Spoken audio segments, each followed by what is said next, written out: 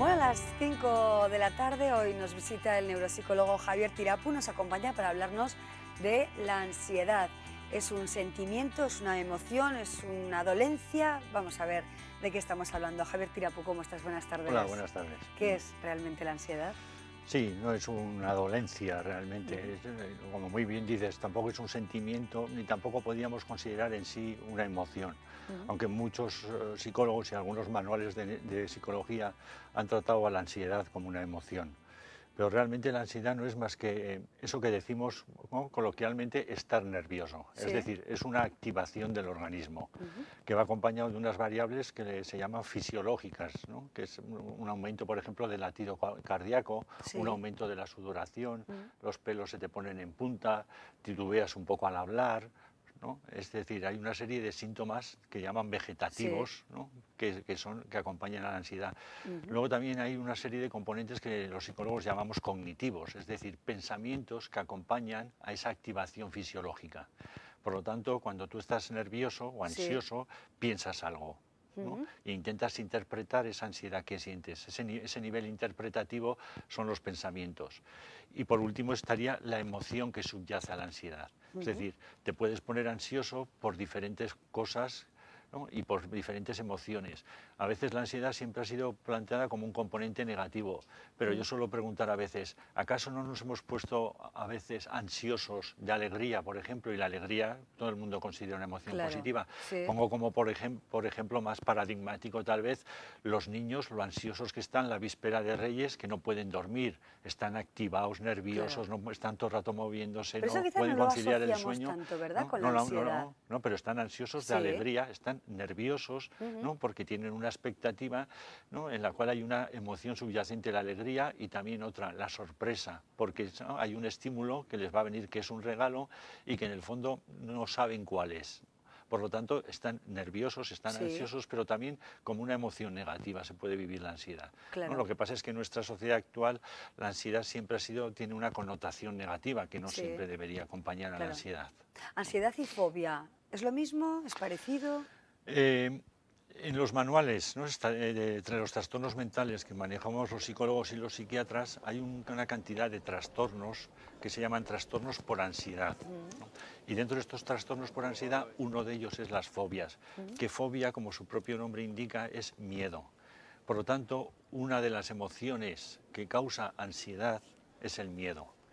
Pero la ansiedad no es la emoción en sí, ¿no?, sino es lo que se activa en el cuerpo cuando sientes la emoción miedo. Sí. Pero tenemos otras emociones que generan ansiedad. Por ejemplo, el asco puede generar ansiedad. La ira, el enfado, genera ansiedad. La alegría, hemos dicho que genera ansiedad. Sí. La tristeza genera más angustia a veces, ¿no?, una angustia vital, como que no tiene sentido vivir, ¿no?, una ansiedad como más tenue, pero más profunda, ¿no? Por lo tanto, la ansiedad diríamos que no es un trastorno en sí mismo, sino más es un síntoma que acompaña a muchos trastornos. Y en muchos trastornos se ve que van acompañados de ansiedad, ¿no? Por ejemplo, un día supongo que hablaremos, por ejemplo, del duelo. Cuando alguien fallece, un familiar tuyo fallece, estás ansioso y además estás triste, tienes dos emociones, ¿no?, la ansiedad y la tristeza. Pero realmente la ansiedad, entendida así, no debe ser entendida como un trastorno, sino yo diría más bien como un síntoma que acompaña a muchos trastornos, ¿no?, y que no es más que uno de los síntomas acompañantes a muchos trastornos que conocemos en la psicopatología, ¿no?, o en las enfermedades mentales que aquejan al ser humano. Claro. Javier, y hay personas que están siempre ansiosas, ¿no? Sí, realmente incluso hay una diferenciación ya bien clara, establecida, entre lo que se ha llamado, ¿no?, la ansiedad como rasgo y la ansiedad como estado. Rasgo sería una manera de ser, ¿no?, y estado es una manera de estar. Hay personas que pueden ser tranquilas y en un momento determinado, por un estímulo, por ejemplo, si tienen fobia a los perros, se les acerca un perro y se ponen muy ansiosos, ¿no? Pero la emoción que les acompaña a esa ansiedad es el miedo, ¿no? Claro. Que he dicho además, es curioso, pero cuando tú tienes miedo, primero no tienes miedo y tiemblas, sino que digamos que primero tiemblas y después sientes miedo. Ajá, Esto es o lo sea, curioso al de la revés, ansiedad, ¿no? es al revés De de lo lo que que parece, o de lógicamente lo que parece, creemos. o de lo que la mayoría de Sí, la gente considera. sí, sí. Pero realmente, ¿no?, la ansiedad en este sentido es más que un síntoma, ¿no?, que acompaña, como he comentado, a varios trastornos diferentes, ¿no? Sí. ¿Crees que se tolera bien en la sociedad la ansiedad o no? Em, ¿Sabes qué ocurre? Que las emociones son varias y alguna vez he comentado que hay 6 emociones básicas en el ser humano, ¿no? La alegría, la repito, la Mm, tristeza, el miedo, el asco, la ira y la sorpresa. Estas son las 6 grandes emociones del ser humano. Y se le ha llamado a la alegría emoción positiva y a la tristeza, al miedo, a la ira como emociones negativas. Entonces, al llamarles como emociones negativas, ¿qué pasa? Que tiene una connotación como que todo lo negativo debe ser rápidamente anestesiado, ¿no? sí. No debemos soportar algo negativo. Pero a mí me parece que las emociones no son negativas en sí mismas, son desagradables. Mm, Es decir, es agradable sentir alegría y no es negativo, es desagradable sentir miedo, o es desagradable sentir ira, o es desagradable sentir asco. Pero me parece que las emociones, si están puestas en nuestro sistema nervioso, es para algo y debemos escucharlas. Por tanto, esta connotación negativa inmediata de que las emociones negativas inmediatamente como son negativas hay que anestesiarlas, yo estoy en desacuerdo, ¿no? ujú. Ya he dicho, comentaremos en el Sí. duelo, pero por ejemplo hoy en día mucha gente cuando se le muere un familiar, hoy en día es muy frecuente que vayan rápidamente al médico y les dé un ansiolítico Ujú, para quitar la eso es. ansiedad y Sí, para para que combatir puedan dormir y ese puedan ir al funeral, dolor, incluso, ¿no? ¿no?, se les da Sí. un fármaco para que vayan al funeral y estén tranquilos. Mm. ¿Por qué? ¿Por qué no podemos sentir esas emociones si esas emociones en el fondo son lógicas y son Vivirlas, ¿no? partes del ser humano y Mm, debemos aprender a vivirlas, ¿no? Y en el fondo con ellas aprender a crear algo, ¿no?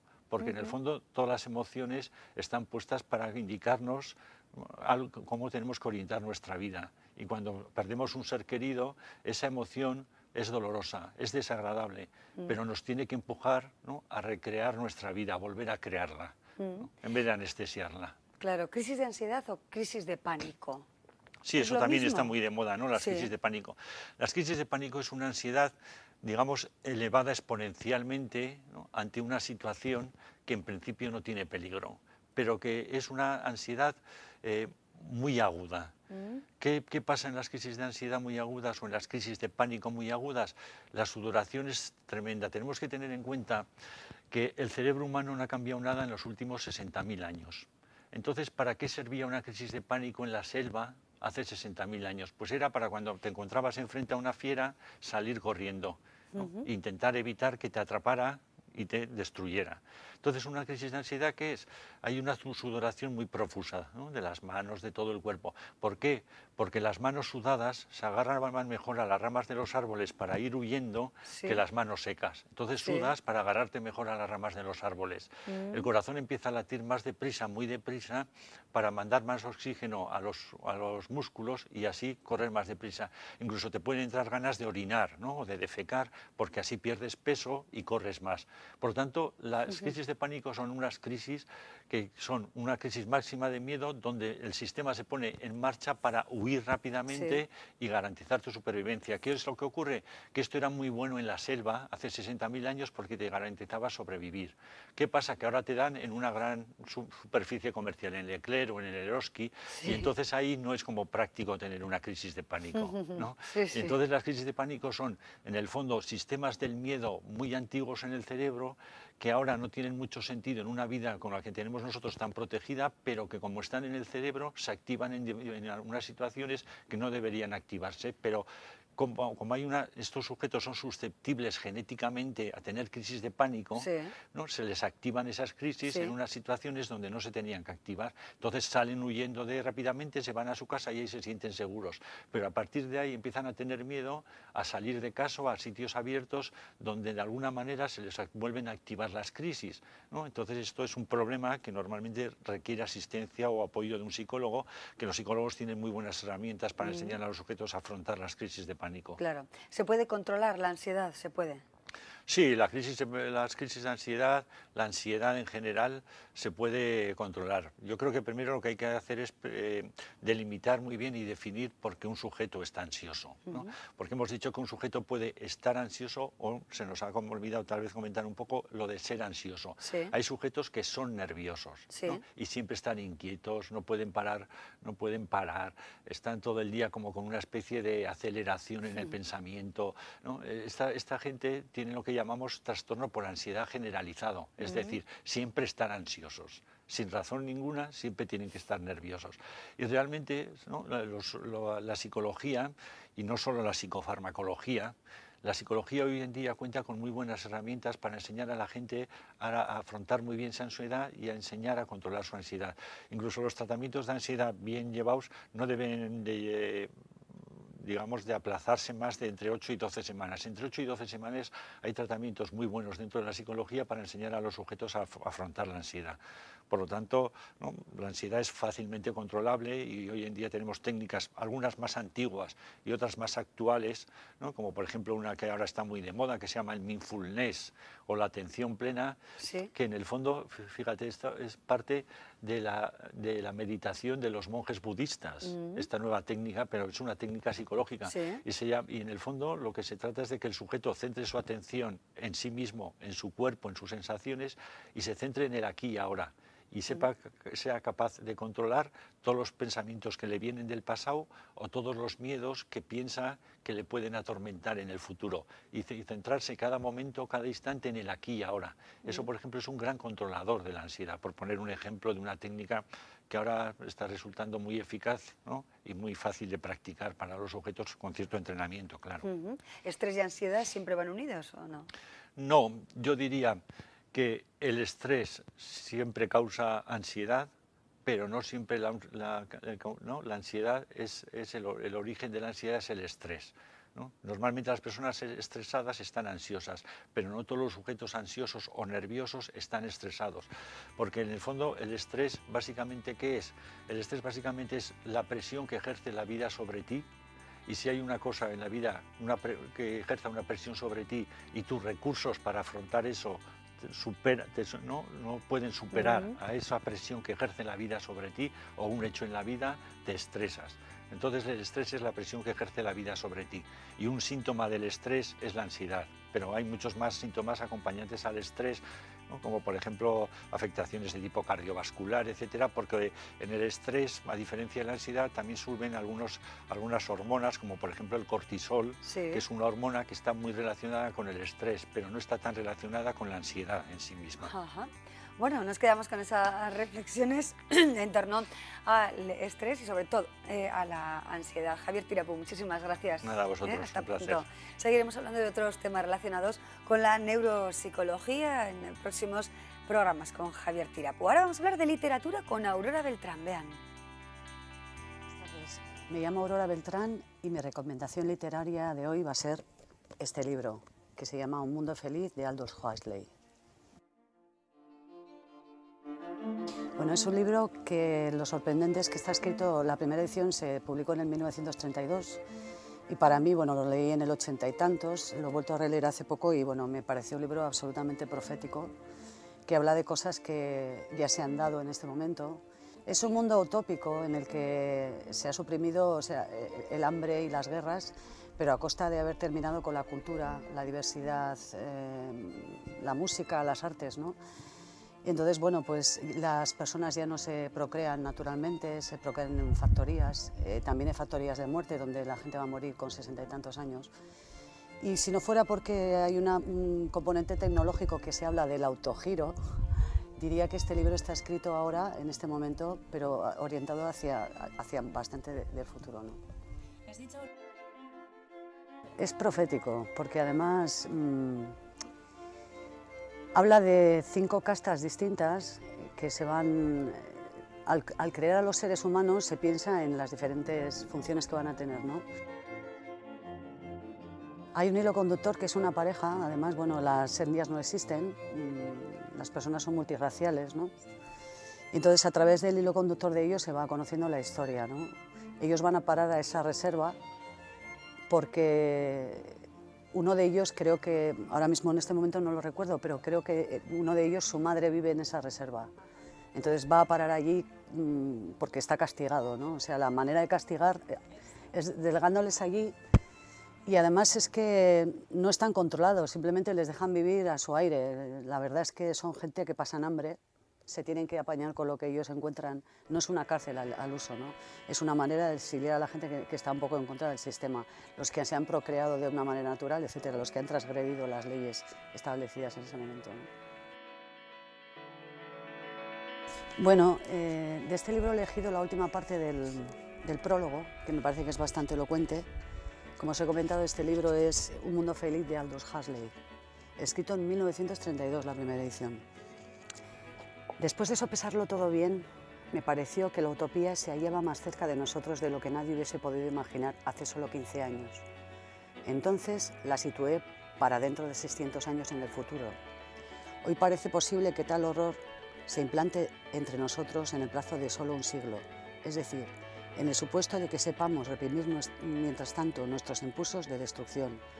Ciertamente, a menos que nos decidamos a descentralizar y emplear la ciencia aplicada, no como un fin para el cual los seres humanos deben ser tenidos como medio, sino como el medio para producir una raza de individuos libres, solo podremos elegir entre dos alternativas: o cierto número de totalitarismo nacional militarizado que tendrá sus raíces en el terror que suscita la bomba atómica, o si la guerra es limitada, la perpetuación del militarismo, o bien un solo totalitarismo supranacional cuya existencia sería provocada por el caos social que resultaría del rápido progreso tecnológico en general y la revolución atómica en particular, que se desarrollaría a causa de la necesidad de eficiencia y estabilidad, hasta convertirse en la benéfica tiranía de la utopía. Usted es quien paga con su dinero y puede elegir a su gusto.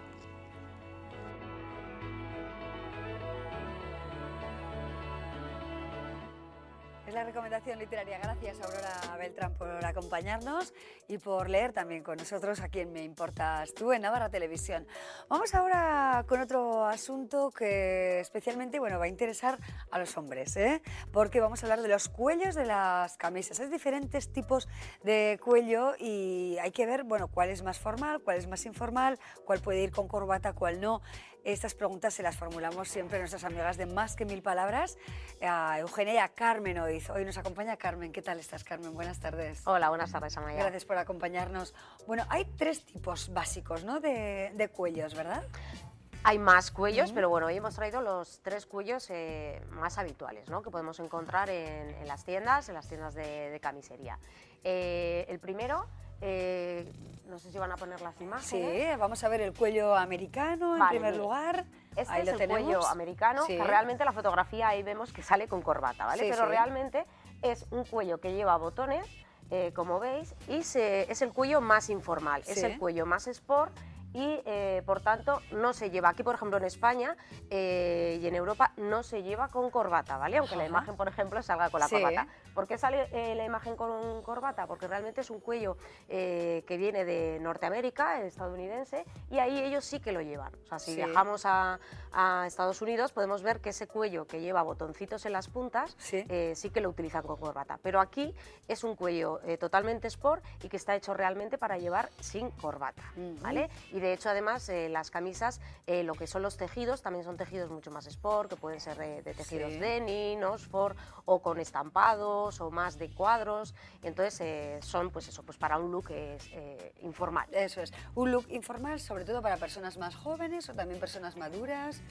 Puede ser tanto para personas más jóvenes, personas maduras, depende de la imagen que queramos transmitir, ¿no? Y depende del momento. Claro. que lo vayamos Bueno, a llevar. seguimos viendo cuellos, Nos fijamos en el primero, el americano, ahora vamos a ver el cuello inglés, exactamente. Eso es. Estaba yo mirando, que Sí. ya ves que no tengo grandes conocimientos sobre los La cuellos chuletilla, ¿no? Eso es, sobre los cuellos de las camisas. Es algo que me ha sorprendido bastante, ¿no? Porque es algo en lo que quizás, no sé si es habitual, ¿no?, fijarse mucho, pero si no es así, pues para otras personas como yo nos vamos a fijar en ello. Vamos con este cuello inglés, Vale, Carmen. el cuello inglés lo que vemos es que ya no lleva botones en las puntas y luego es bastante más estrecho, las puntas son más estrechas y más alargadas. Y lo importante que nos tenemos que fijar en los cuellos de camisa es la separación que hay entre punta y punta. Aquí vemos que hay una separación pequeña, ¿no? Es una separación pequeñita, que luego vamos a poner la fotografía de otro cuello donde vamos a ver la diferencia. Es una separación pequeña y por tanto tiene en correlación un nudo de corbata, que sería el nudo simple, es decir, el nudo que solo lleva una vuelta, o el nudo doble, que son 2 vueltas, que hacen que el nudo sea pequeño y estrecho. Y ahí esa separación, ¿vale? Luego también, este cuello, ¿para qué personas va mejor? Tenemos que tener en cuenta que las camisas, los cuellos de camisas van también en relación, pues, al cuello que tenga esa persona. Puedes tener un cuello ancho o un cuello estrecho. Si tienes un cuello ancho, te va a ir mejor ese cuello de camisa que el siguiente que vamos a poner, que sería el cuello italiano, ¿vale? Ahora vamos a verlo. Porque estiliza, supongo, estiliza, ¿no? da altura y da esbeltez. Y luego, sobre todo, también para personas que a lo mejor tienen los mentones mucho más, los maxilares, el maxilar más ancho, es decir, caras más cuadradas, rostros más cuadrados, les va a estilizar más este tipo de cuello. El cuello inglés, el cuello americano les vendría bien porque es sin corbata, ¿vale? También. Y el siguiente, que sería el cuello francés, que no lo vamos a ver, pero que es un poquito más abierto. ¿Vale? Muy bien, bueno, vamos a ver el siguiente. Por tanto, ¿qué es el cuello italiano?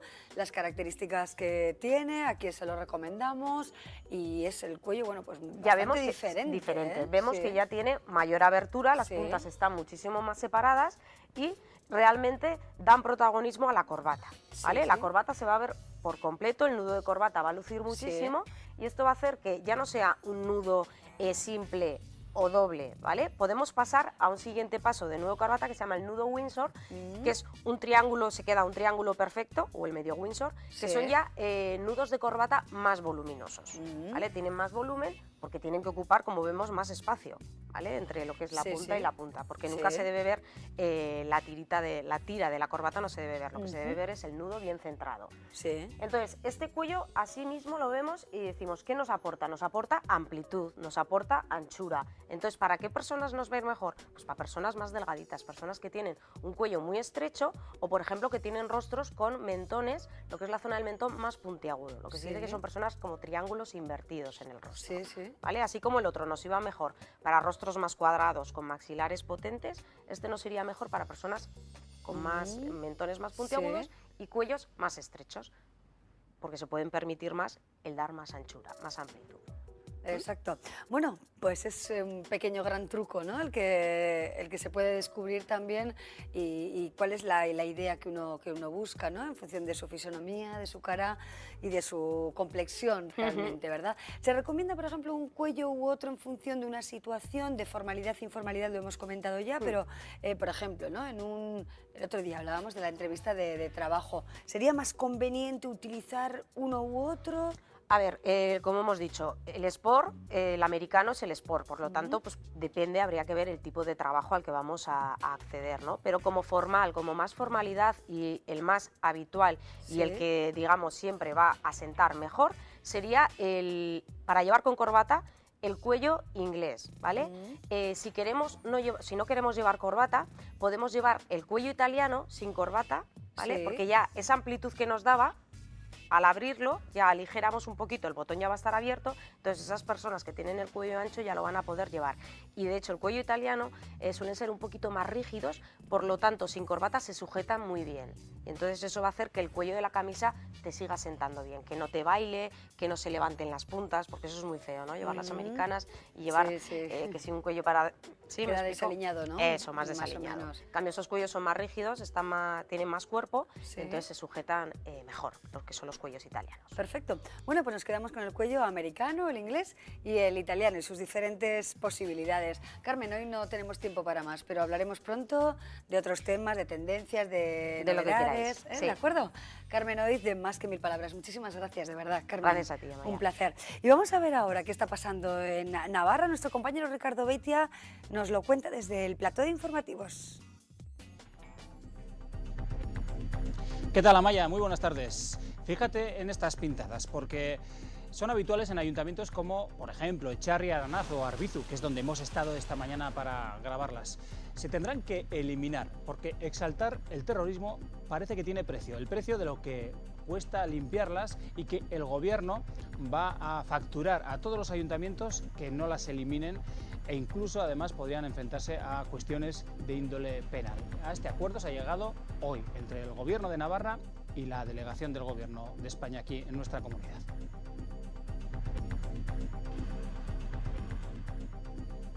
Hoy estamos muy pendientes de una decisión que se tiene que adoptar en el Consejo de Fiscales en Madrid, y donde se va a decidir quién de estas tres personas que vas a ver enseguida va a ser el nuevo fiscal jefe en Navarra, tras la vacante que dejó en septiembre su antecesor, Javier Muñoz. Enliza tres aspirantes: el actual teniente fiscal Fernando Rey, el fiscal José Antonio Sánchez y el fiscal jefe de San Sebastián, de Guipúzcoa, mejor dicho, Jaime Goyena. Ese que veías era Javier Muñoz, que ha dejado la vacante, que tiene que ser ocupada hoy. También hoy decisión de calado en el Constitucional, porque va a ser por la tarde cuando se pronuncie, parece que a favor de avalar la ley del matrimonio homosexual impugnada por el Partido Popular y que denomina matrimonio legal a la unión de parejas del mismo sexo. Más de 20.000 parejas homosexuales que se han unido en estos últimos 7 años gracias a esa ley. Por cierto, el Parlamento Foral, por su parte, en esta comisión que ves, ha instado al Gobierno de Navarra a garantizar el tratamiento de fertilidad a mujeres emparejadas. Hay una causa de esterilidad grave, pues hay inquietud en Murchante tras el asalto a varias viviendas. Podría tratarse de una banda organizada que ha actuado en los últimos días en diferentes localidades riberas. No sabemos si se trata de la red que ha desarticulado hoy la Policía Nacional, o por lo menos que ha dado detalles de esa operación, una banda que operaba en Navarra, en La Rioja, en el País Vasco y en Madrid. Han detenido también a 2 personas, los agentes de la Policía Nacional, a 2 propietarias de 2 locutorios de Pamplona, como presuntas autoras de un delito de apropiación indebida. Se apropiaron, al parecer, de dinero que se destinaba a países. Y hoy ha arrancado hasta el próximo día 15 la 12ª edición de la Semana de la Ciencia en Navarra, donde va a haber conferencias, talleres para todos los públicos y con un concepto muy claro que se quiere dar a conocer: la ciudad inteligente, es decir, cómo aprovechar los recursos públicos para ahorrar energía, por ejemplo. Hoy hemos hablado en el Tiempo de Deporte de José Luis Mendilibar, que podría estar viviendo sus últimos días, ya veremos, como entrenador de Osasuna. Al míster vizcaíno ya le ocurrió lo mismo durante su etapa en el Valladolid. Los malos resultados cosechados podrían estar a punto de condenarle de nuevo. Pese a todo, sigue gozando de la confianza de la plantilla, de la junta directiva y también de los aficionados. Habrá que ver si después del partido ante el Español sigue ratificado en el puesto. Pues estas cuestiones, además de las que vayan surgiendo a lo largo de la tarde, las contaremos a las 8:30 con Lucía Riaño, a las 8 en Albisteac, informativo en euskera que ofrece Ollane Garzaron, y a las 11, por supuesto, resumido, toda la información resumida en Diario de la Noche con Vera Villafranca. Nada más, Amaya, que pases una muy feliz tarde. Muy bien, Ricardo, muchísimas gracias por toda la información, la actualidad que nos sirven nuestros compañeros del servicio de los servicios informativos de Navarra Televisión. Gracias por estar ahí, por acompañarnos. Sepan que hoy, además de todos los informativos que ya nos ha comentado Ricardo, por supuesto, tenemos varios programas interesantes y uno de ellos es nuestro Tanto que Contar. Les avanzamos un poquito acerca del protagonista de este programa. Soy Fernando Redonduici, natural de Pamplona desde hace 83 años, de profesión arquitecto, doctor en arquitectura, pero que ya no ejerzo, y ejerzo en otras 1000 cosas para hacer honor a la frase de mi madre, que yo era un perejil de todas las salsas, pues sigue siendo un perejil de todas las salsas. Bueno, pues don Fernando Redón será el protagonista de ese programa que lleva a cabo nuestra compañera Josune Villanueva. Gracias por estar ahí. Mañana volveremos en torno a las 4:05 aproximadamente. Que lo pasen bien. Adiós.